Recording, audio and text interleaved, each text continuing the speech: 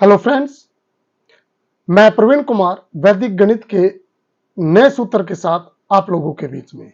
आज हम वैदिक गणित के सूत्र यावधूनम तावधूनि कृत्य वर्ग च योजते का प्रयोग करके संख्याओं का वर्ग निकालना सीखेंगे।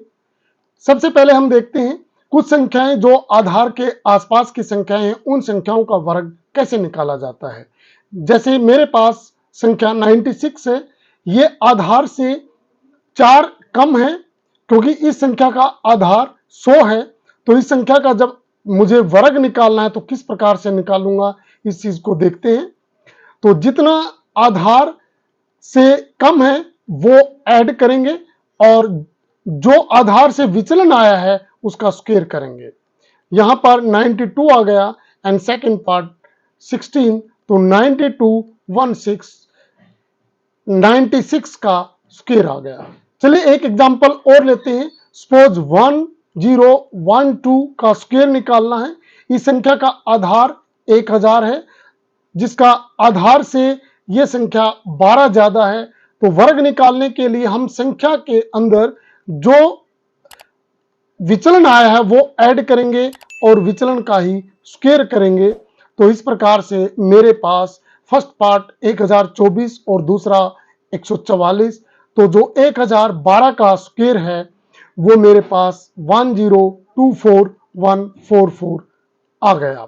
चलिए अब देखते हैं हम कि कुछ संख्याएं जो आधार के आसपास की न रहकर आधार से कुछ दूर हैं, उप आधार जिनका लिया जाएगा, उनका वर्ग कैसे निकाला जाता है। जैसे संख्या 62 है, स्क्वायर करना है क्योंकि ये आधार यहां पर 10 है, 10 आधार है, 10 गुना 6 60 आ गया।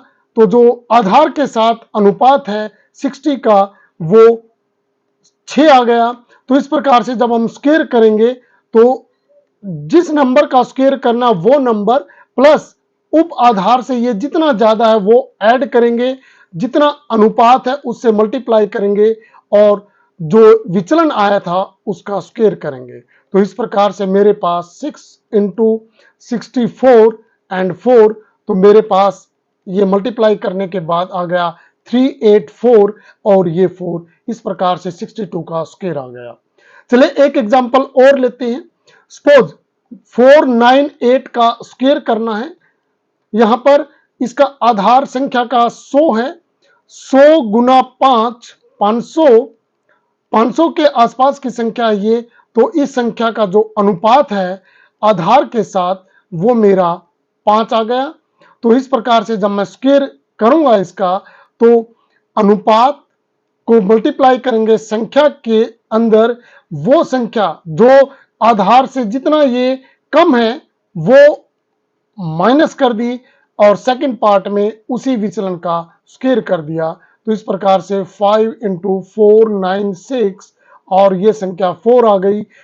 5 की 496 से जब मल्टीप्लाई करेंगे तो मेरे पास जो संख्या आएगी वो आएगी 2480, क्योंकि यहां पर आधार 100 है और ये संख्या एक अंक की लेके आती है, तो यहां मुझे 2 अंक लेके आने हैं।